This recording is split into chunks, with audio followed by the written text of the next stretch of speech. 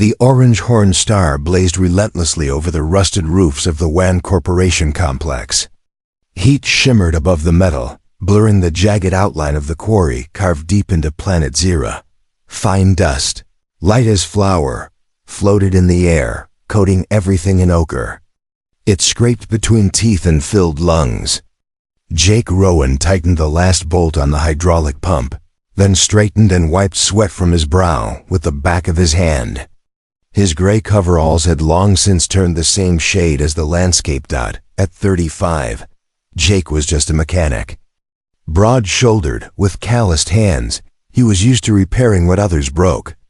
He wasn't a soldier or a hero, just a man waiting to finish this contract and leave the planet the gods had forgotten. 11 months, 3 weeks and 5 days, he muttered, checking the gauge.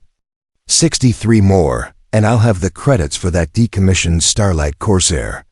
His hands worked automatically as his mind drifted to the small ship he had been eyeing, his chance at freedom. Out on the rim, far from corporations and memories alike, his knuckles whitened as echoes of plasma fire stirred in his mind. 7 years had passed since Ganymede 7, but the nightmares remained. He still woke sweating, haunted by the screams of colonists trapped in battles between corporate security and rebels asking only for fair water rights. Back then, he had been Lieutenant Rowan of the Alliance Peacekeepers until he realized what peacekeeping meant in corporate space.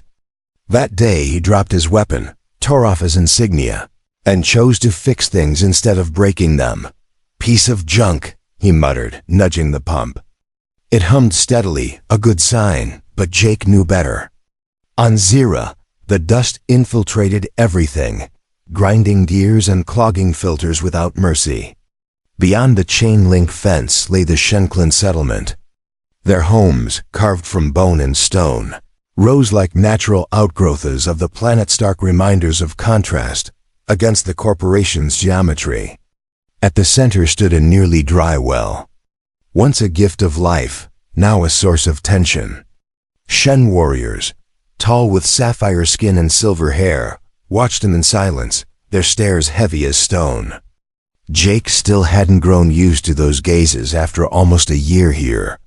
They weren't openly hostile, but their quiet dignity reminded him daily he was an outsider. A shout from the complex gate caught his attention. Jake squinted into the glare. Henderson, the station chief's soft hands, hard smile was speaking with the Shen elder, his silver hair shining in the sunlight.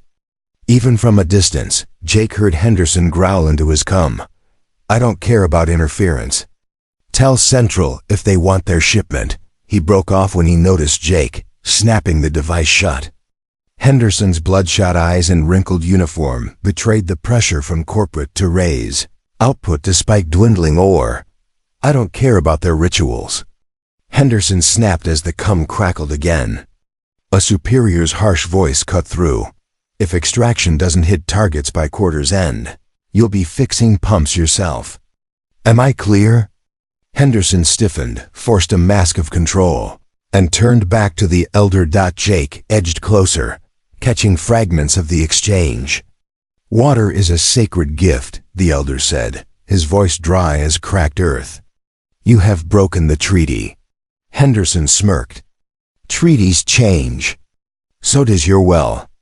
WAN Corporation has priority over all resources here, including water. Jake winced at the tone. He'd seen men like Henderson before, corporate officials who saw locals as obstacles, not people. The elder drew himself tall, his presence commanding even in age. Then the Shenklin invokes trial by blade. A duel for the spring. Winner takes all.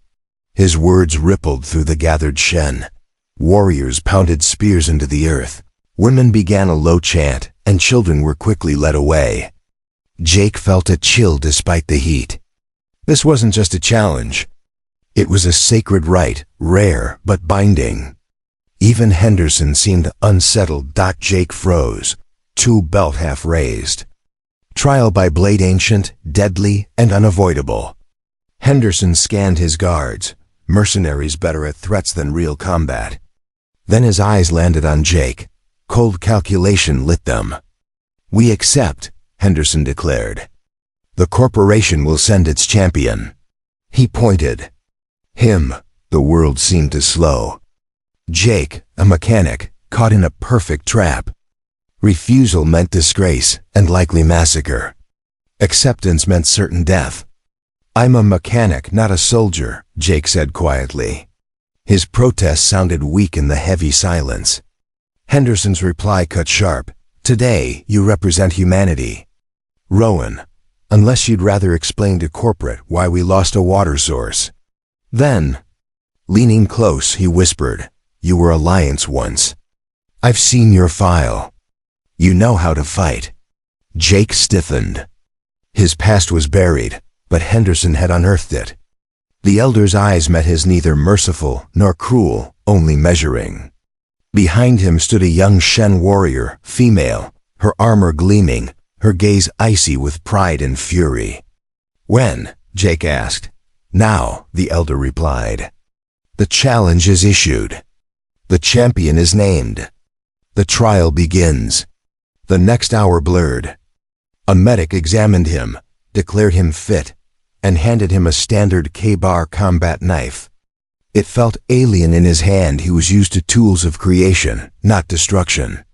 Yet the weight was familiar, stirring old instincts. "Any advice?" he asked. The medic, worn and weary, said flatly, "Try not to die too fast. Bad optics for the company." Before Jake could reply, Henderson appeared. "Time, Rowan. Don't embarrass us." Jake stepped into the circular arena marked by stones outside the perimeter. The Shen gathered on one side, impassive. Corporate staff stood opposite, uneasy, avoiding his eyes. Knife in hand, he faced his opponent. The elder introduced her. Lyra of the Shen clan, Blade of the Fifth House, Defender of the Waters. She was striking and formidable. Her dark armor fitted perfectly to her lean strength, her ancient runed blade glowing faintly. Her face was unreadable, but fury burned in her eyes. Jake swallowed. He wasn't a warrior, but he had grown up in rough mining colonies. He knew how to fight dirty, how to endure. Maybe enough to die with dignity. Old training rose within him, his stance adjusting unconsciously. The elder dropped his hand. The fight began. Lyra moved like a predator, her blade a blur. Jake barely dodged, the whistle of her strike grazing his cheek. He stumbled back, knife raised. Dust swirled underfoot. Silence fell, only their footsteps, her blade's whistle, and Jake's ragged breathing broke the air. The blade carried a faint tang, like ozone, clearly more than metal. Lyra pressed hard, driving him back with fast, relentless strikes. Jake didn't attack, he analyzed. Each movement studied like a broken machine, searching for weaknesses. To Lyra, his awkward survival was an insult. Each moment he stayed upright, mocked her training and her people's suffering. To her, he wasn't just a man, he was the face of everything destroying her world. Scarred land, choking dust, and arrogant officials.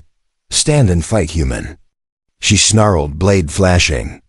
Her shadow loomed across him as they circled. "I am fighting," Jake gasped. "Just not the way you want." Her eyes narrowed. She shifted tactics, circling, forcing him to turn constantly under the blazing sun. Sweat stung his eyes, dust choked his lungs. Their words clashed as fiercely as their blades.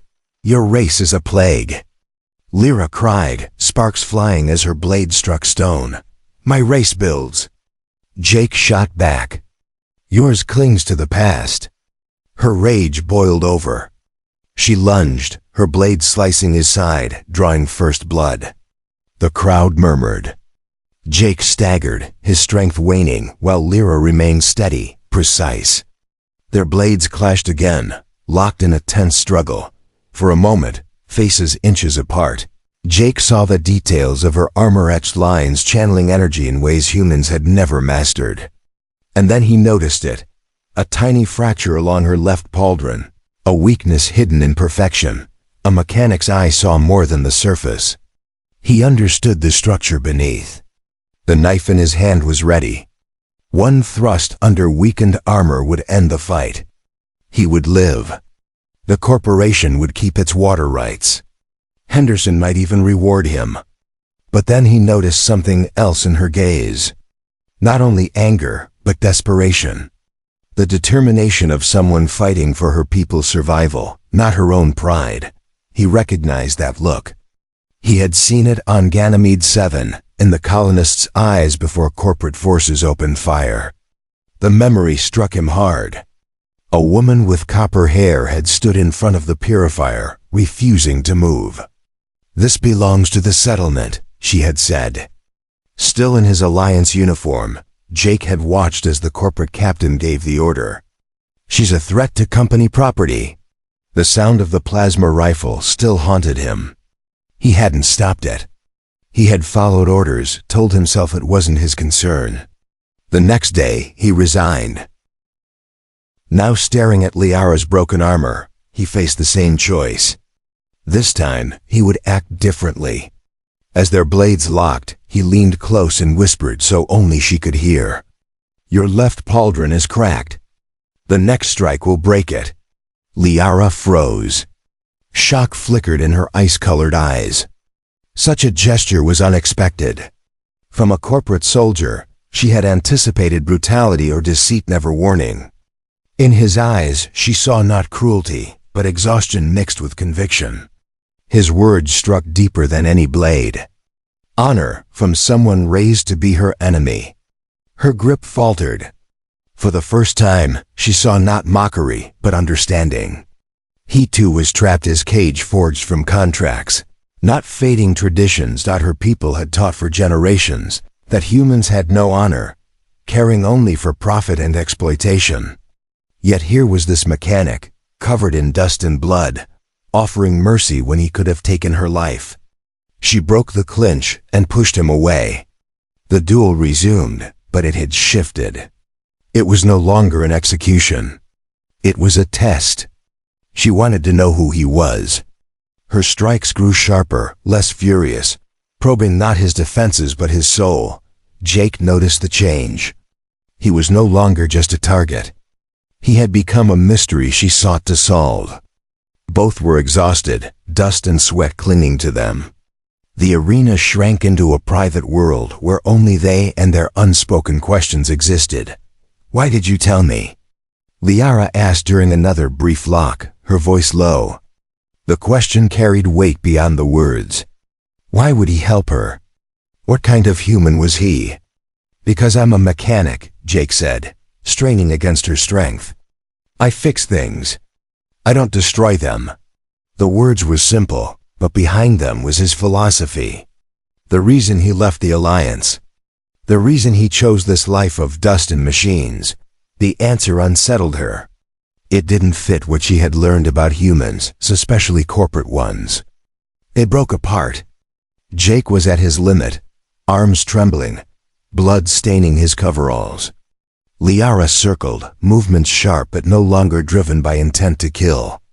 He saw in her eyes that she had made her decision. He braced himself. She found her chance. A thrust, precise and controlled, aimed not at his chest but his hand. The blade pierced his palm. Pain tore through him as his knife dropped into the dust. He staggered, clutching his bleeding hand, but stayed upright. He met her eyes without fear. She stood over him, breathing heavily, sword pointed at his chest. She had won, yet there was no triumph. Only confusion and respect. A drop of his blood slid down her blade. The moment shifted. The crowd fell silent. A rune at the hilt began to glow. At first faint, then stronger. Another rune lit, then another. A hum filled the arena, low at first, then vibrating in their bones. Red light ran along the metal, pulsing like a living heart. The ancient blade, silent for centuries, had awakened. Jake watched in shock, forgetting his pain. Crimson light washed over Liara's face, her sapphire skin turning deep purple. Her eyes reflected the glow like twin moons.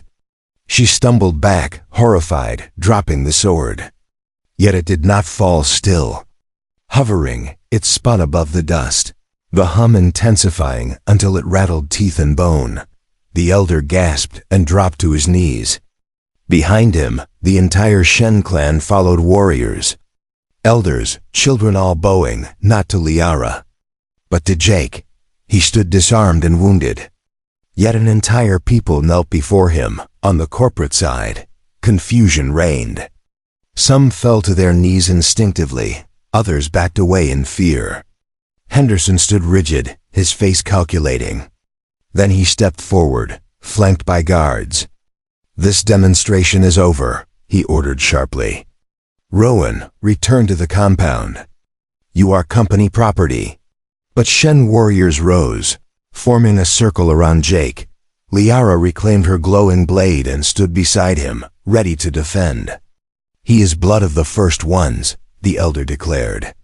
"By our laws, he is under Shen protection." Henderson's face flushed. "Your laws mean nothing. We have a contract. He belongs to the corporation." The elder's voice rang strong.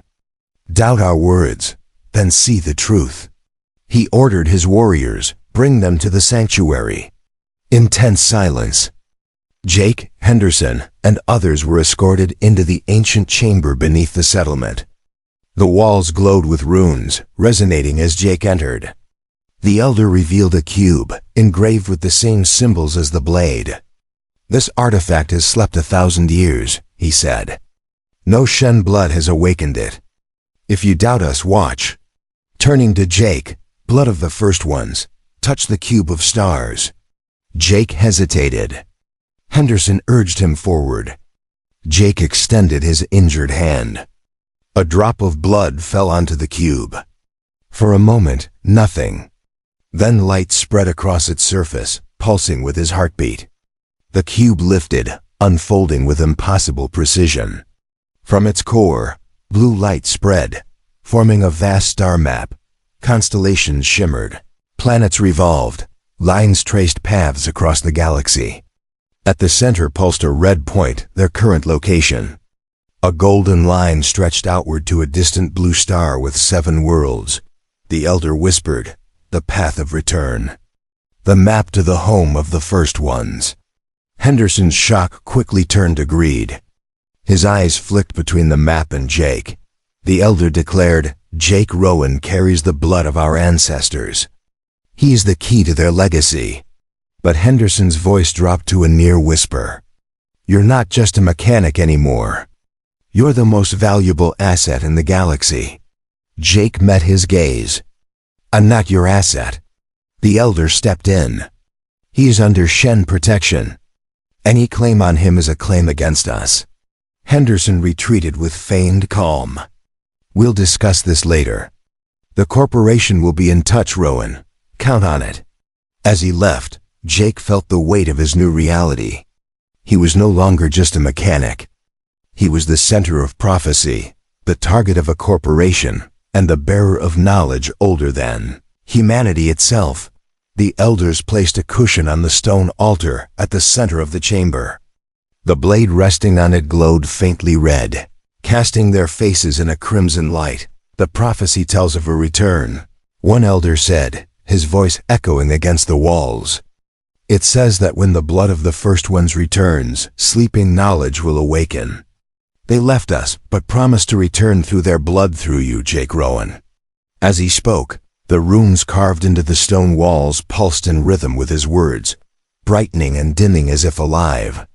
Jake wondered if it was his imagination, or if the chamber itself was reacting to the elder's voice, or to him. Jake glanced at the glowing blade, then at the expectant faces around him. "I don't have any hidden knowledge," he said. "I can't help you." The elder's wrinkled face curved into a smile. "The knowledge is not in your mind, blood of the first ones. It lies in the artifacts your ancestors left behind. Your blood is the key." He gestured to the blade. "This is only one of many. More are hidden across our lands. Devices of power and wonder, sleeping for 1,000 years. Your blood can awaken them all." A chill ran through Jake. If the elder was right, this was much bigger than a water dispute. It meant something for the Shen, for humanity, and for him. "What do you want from me?" he asked quietly. "To learn," the elder said simply. "To recover what was lost. To bridge the gulf between our people." From a niche in the wall, the elder retrieved a small cube, no larger than Jake's palm, forged from the same dark metal as the blade. Its surface was etched with intricate patterns that resembled circuit paths more than decoration. This was found in the ancient temple of Kelshur 5 generations ago, the elder explained, holding it with reverence. "Many have tried to awaken it. All have failed." He stepped toward Jake, offering the cube. "Will you try blood of the first ones?" Jake hesitated, eyeing the cube, then his bandaged hand. "What happens if it works?" The elder's eyes crinkled. "That is what we hope to discover." Jake drew a deep breath, unwrapped the bandage, and pressed his bleeding palm against the cube. For a moment, nothing. Then the surface lit up, lines of light tracing the patterns in rhythm with his heartbeat. The cube grew warm in his hand, alive with energy. It lifted from his palm, floating in the air. Sections unfolded and rotated in impossible ways, glowing blue from within. The light spread, filling the chamber, then condensed into a 3-dimensional star map. Constellations and planets revolved slowly, centered around a single pulsing red point. The elders gasped. Lara covered her mouth. Even Jake stared in awe. "The path of return," the elder whispered, his voice trembling. "The sacred texts speak of it, but none alive have seen it. The map to the home of the first ones." Jake thought of Henderson, of the corporation, of his contract. 11 months, 3 weeks, and 4 days he had spent fixing machines on this dust-covered world, counting the days until he could leave. And now this. "I need time to think," he said at last. The elder nodded, as if expecting the answer. "Of course. Rest now. Tomorrow we will speak again."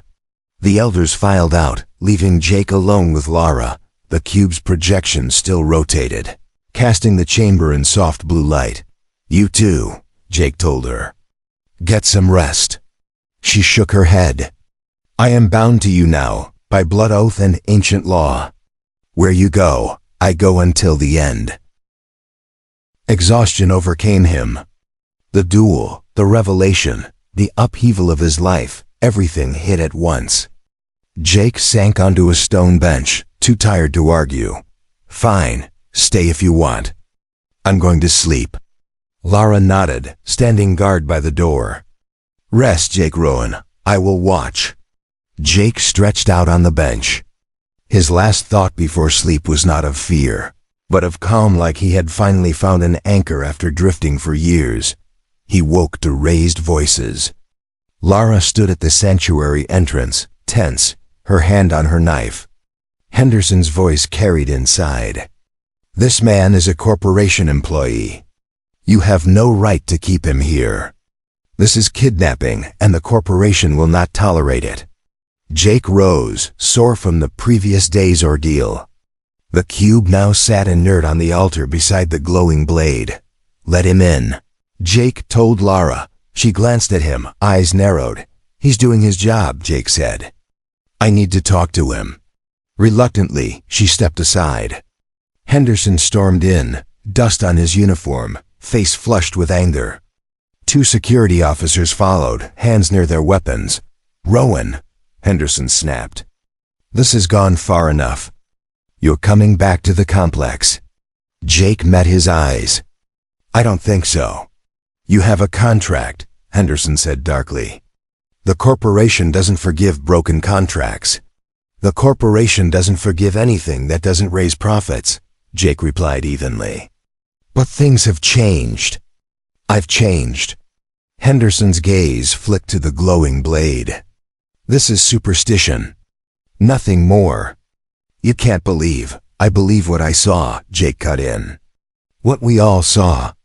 And you do too, or you wouldn't be here." Henderson clenched his jaw. "The corporation invested heavily in this operation. We can't abandon it because the locals think you're their messiah.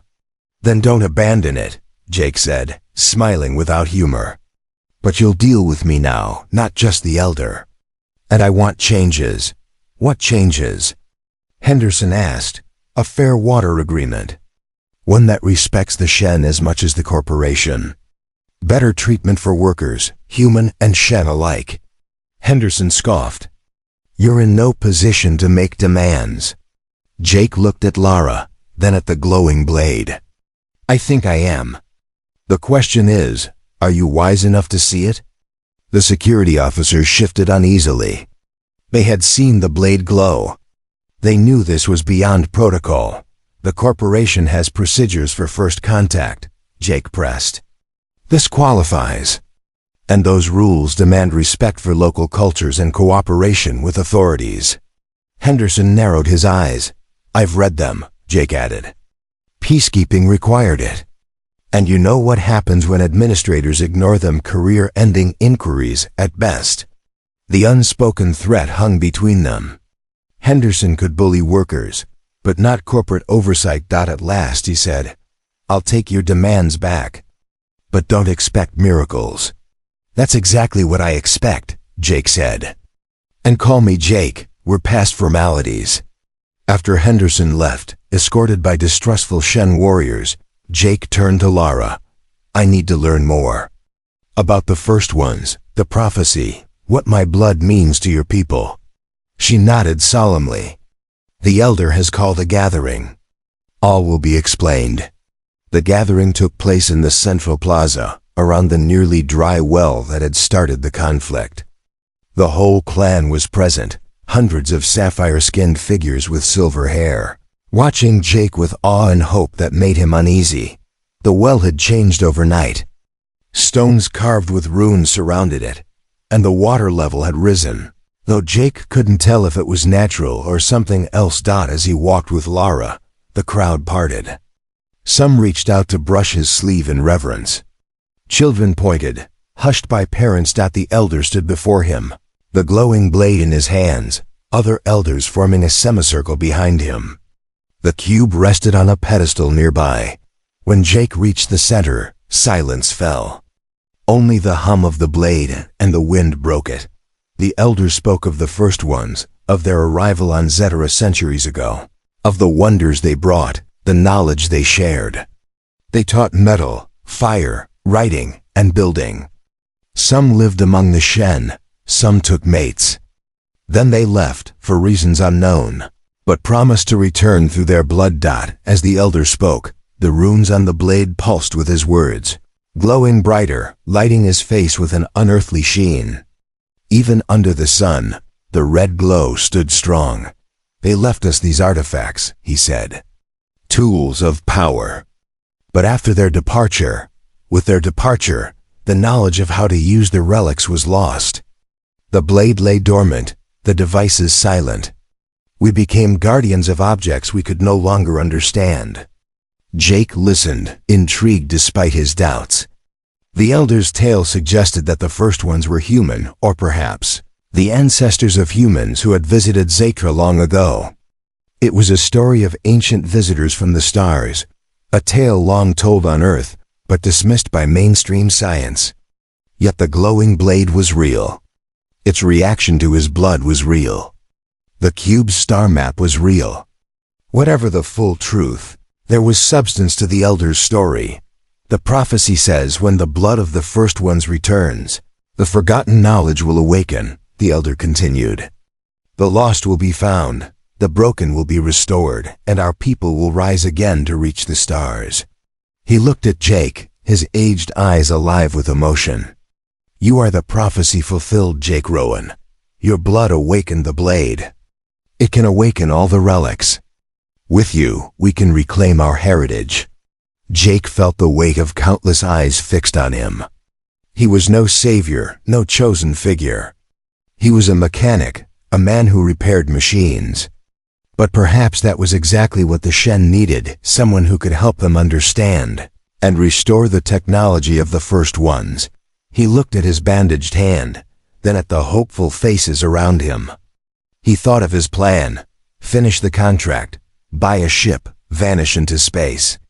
A solitary life of escape. Now fate or chance offered him something else. Purpose, connection, the chance to build rather than only repair. "I'll help you," he said, his voice carrying across the plaza. "Not because of prophecy, but because it's right. Our people should work together, not fight over resources." A ripple of approval passed through the crowd. The elder smiled, his face creased with joy. "Then let us begin. There is much to learn, much to do." In the days that followed, Jake was shown more relics of the first ones, devices of metal and crystal, inscribed with the same runes as the blade, all dormant until touched by his blood. Some glowed, some produced sound. Others responded in ways he couldn't explain. One small sphere projected holograms of Zatra as it had been thousands of years ago, green, ocean-rich, filled with cities. Another, a slim rod of dark metal, could alter matter itself, turning stone to liquid and back.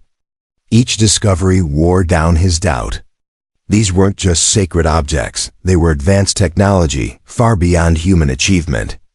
If the Shen legends were true, and these were left by ancient explorers, the implications for history were immense. Lara stayed close, both protector and guide. She introduced him to Shen traditions and beliefs. She watched with amazement as artifact after artifact responded to his blood.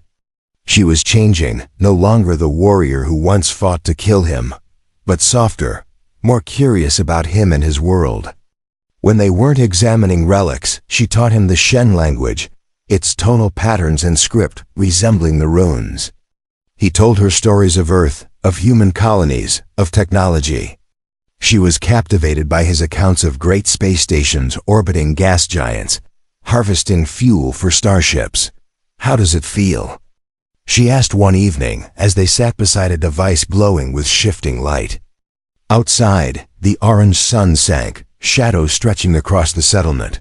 "Strange," Jake admitted. "I've spent my life fixing human machines. Now I'm activating machines made by who? My ancestors? Some advanced civilization? It's a lot. For us as well," Lara said. "We have lived with these relics for generations, waiting for this moment. And now..." She trailed off, troubled. "You're not sure what happens next," Jake finished. "Yes," she replied simply. "The prophecy speaks of awakening, of return, of rising to the stars. But it does not tell us how." "That's where I come in," Jake said. "I'm a mechanic. If these are machines, I can learn to understand them." "And if they are more than machines?" Lara asked quietly. Jake had no answer. Meanwhile, negotiations with the corporation grew tense. Henderson and his superiors tried to claim Jake and the relics as corporate property. The Shen refused, insisting Jake was under their protection and the relics were theirs. Corporate shuttles arrived with scientists and executives eager to study the technology, their offers of partnership barely concealing their desire to exploit it.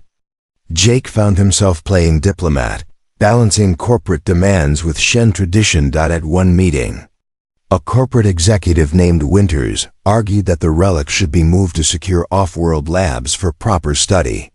The elder rejected this. "The relics stay with the Shen, they are our heritage."